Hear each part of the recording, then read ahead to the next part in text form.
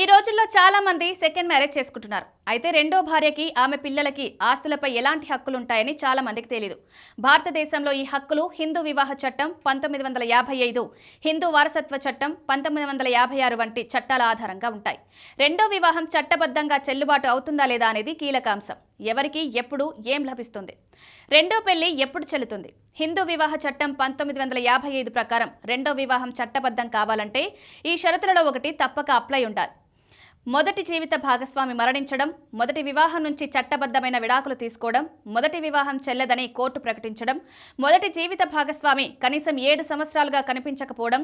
ఎందుకంటే హిందూ వివాహ చట్టం బహుభార్యత్వాన్ని నిషేధిస్తుంది. అంటే ఒక వ్యక్తికి ఒకేసారి 2 చట్టబద్ధమైన జీవిత భాగస్వాములు ఉండకూడదు. మొదటి వివాహం చట్టబద్ధంగా ముగియకపోతే రెండో పెళ్లి చెల్లదు. భర్త ఆస్తిపై రెండో భార్య హక్కు ఆమె పెళ్లి చట్టబద్ధమైందా కాదా అనే దానిపై ఆధారపడి ఉంటుంది. చట్టం ప్రకారం పెళ్లి చెల్లకపోతే, భర్త తన మొదటి మ్యారేజ్ రిలేషన్ నుంచి చట్టబద్ధంగా బయటకు రాకపోతే, రెండో వివాహం చేసుకుంటే రెండో భార్యకు అతని ఆస్తిలో వాటాను క్లెయిమ్ చేసే హక్కు ఉండదు.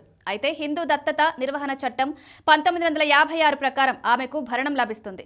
రెండో పెళ్లి చట్టబద్ధమైతే రెండో భార్యకు మొదటి భార్యకు ఉండే ఆస్తి హక్కులుంటాయి. భర్త వీలునామా రాయకుండా మరణిస్తే అతను స్వయంగా సంపాదించిన పూర్వీకుల ఆస్తిలో వాటాను ఆమె క్లెయిమ్ చేయవచ్చు. విడాకులు తీసుకుంటే మొదటి భార్య సాధారణంగా భర్త ఆస్తిపై తన హక్కును కోల్పోతుంది.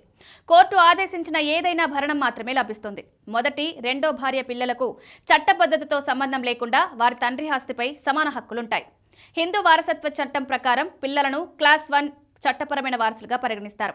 అంటే తండ్రి వీలునామా రాయకుండా మరణిస్తే అతని ఆస్తిని అతని పిల్లలు అతని భార్య తల్లికి సమానంగా విభజించారు. రెండో వివాహం చెల్లకపోయినా ఆ వివాహం నుంచి వచ్చిన పిల్లలు హిందూ వివాహ చట్టంలోని సెక్షన్ 16 ప్రకారం చట్టబద్ధంగా ఉంటారు.